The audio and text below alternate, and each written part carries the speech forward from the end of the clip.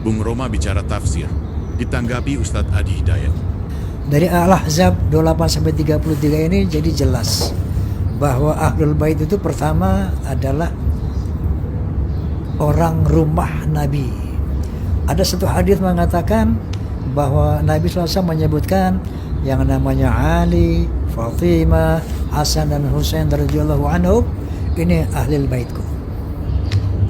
Masih relate dengan Al-Ahzab bahwa Ahlul Bait itu adalah keluarga rumah, bukan keturunan. Bukan keturunan. Ada yang harus diluruskan juga, yaitu surat Asy-Syura ayat 23 yang berbunyi qul la as'alukum alaihi ajran ilal mawaddata fil qurba, yang artinya katakan ya Muhammad, aku tidak meminta imbalan atas dakwah yang aku lakukan, melainkan cinta dan kasih sayang dalam kekerabatan.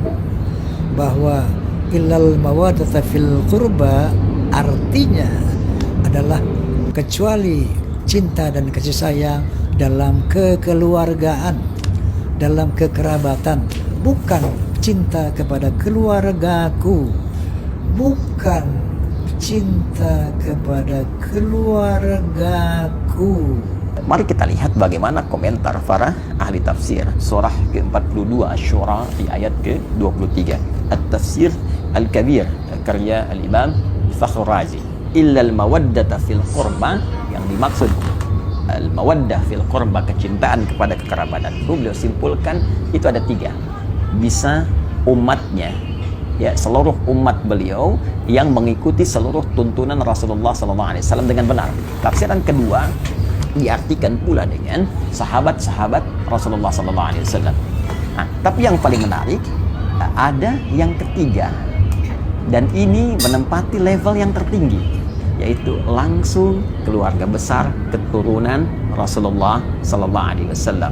Baik, ya, semua tersambung dari Al Hasan ataupun Al Husain ridwanullahu alaihima, yang keduanya tentunya tersambung kepada Sayyidah Fatimah Az-Zahra, ya, putri Rasulullah SAW, istri dari sahabat mulia Ali bin Abi Thalib karamahullahu wajhah.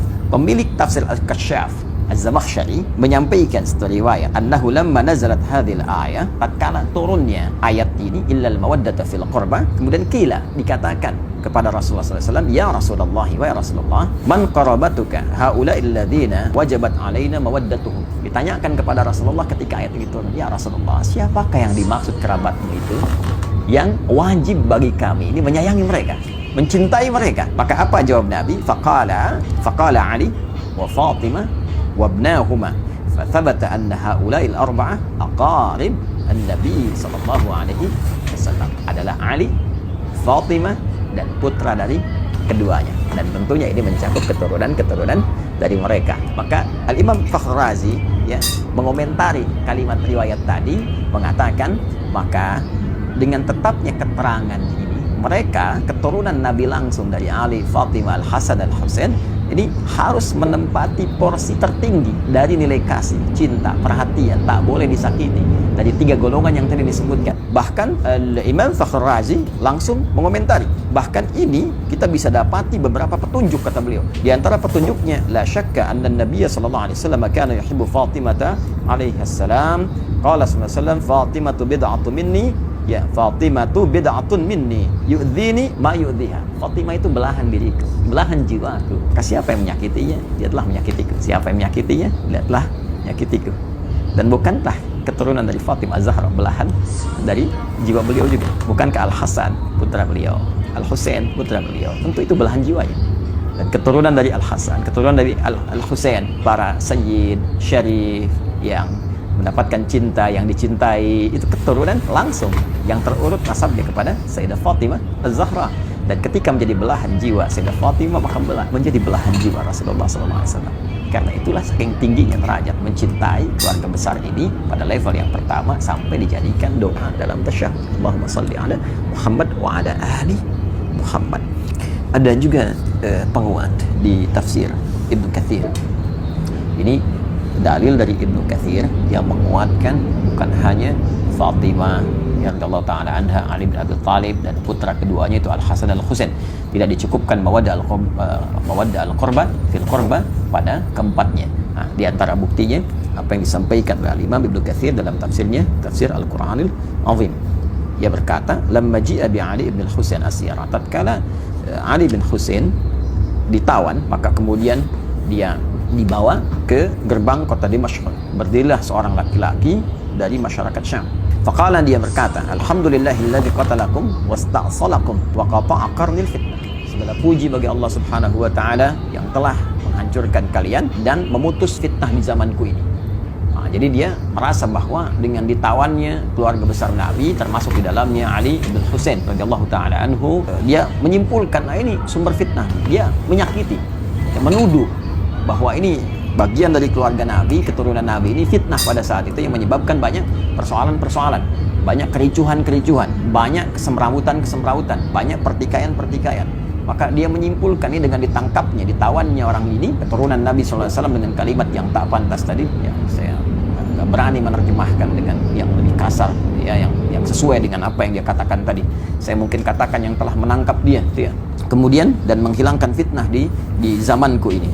Faqala lahu Ali bin Husain, maka Ali bin Husain berkata, "Kamu ini baca Quran enggak?" Laki-laki itu berkata, menjawab, "Na'am, ya." "Aqra'ta al-Hamim?" Apa engkau pernah membaca tentang surat di dalamnya ada keluarga besar Hamim? Qala qara'tul Quran. Dia menjawab, "Aku membaca Al-Quran, walam aqra' al-Hamim." Tapi aku enggak pernah baca al-Hamim. Ada keluarga di situ yang diutamakan. Siapa keluarga itu? Maka dijawab oleh Ali bin Husain, "Qala ma qara'ta." Apakah engkau enggak baca? Di ayat 23 tadi, "Qul la as'alukum alaihi ajran illa al-mawaddata fil qurba." Katakan Muhammad sallallahu alaihi wasallam, aku tidak meminta kepada kalian satu upah pun, satu materi pun, kecuali rasa cinta, rasa hormat kepada keluarga keturunan Rasulullah sallallahu alaihi wasallam. Qala, maka orang itu berkata, "Apakah kalian itu termasuk golongan mereka, keluarga Nabi sallallahu alaihi wasallam?" Qala, "Na'am." Maka Ali bin Husain berkata, "Ya, kami termasuk golongan itu." Maka setelah mengetahui itu dia terdiam dan tidak banyak berkomentar lagi dan mengoreksi dirinya, sehingga dia menyadari kesalahan-kesalahan yang dimaksudkan. Maka dijawablah kemudian oleh Amr bin Shu'aib, yang dimaksud di ayat ini spesifik, maksudnya adalah kerabat Nabi sallallahu alaihi wasallam. Jadi bila kita punya keluarga saja kita jaga, kita sayangi, maka demikian Rasulullah menjaga, menyayangi keluarga besarnya, termasuk keturunan-keturunannya. Karena itulah di dalam bahasa Arab, orang yang dicintai disebut dengan mahbubun. Orang yang mencintai disebut dengan muhibbun. Kalau kita ingin satukan keduanya, mencintai dan dicintai, maka kalimatnya berubah menjadi habibun. Habib, orang yang dicintai, ya, orang yang sekaligus mencintai. Maka seringkali keturunan-keturunan Rasulullah itu disebut dengan habib, untuk memberikan kesan bahwa keturunan-keturunan Nabi mesti menjaga nilai mawaddah yang diturunkan langsung oleh Rasulullah dengan banyak melahirkan cinta kasih pada sesama, baik dalam bentuk amar ma'ruf ataupun nahi mungkar. Dan saat yang bersamaan ada isyarat kepada kita untuk mencintai mereka, tidak menyakiti mereka, karena menyakiti mereka juga menyakiti langsung kepada Rasulullah SAW. Dengan ini saya bermohon kepada Allah, semoga Allah senantiasa memuliakan kita semua, memuliakan sahabat-sahabat Nabi, dan terkhusus memuliakan, mencintai dan menjaga seluruh keluarga besar Rasulullah SAW sampai dengan keturunannya di masa kini ataupun di masa yang akan datang.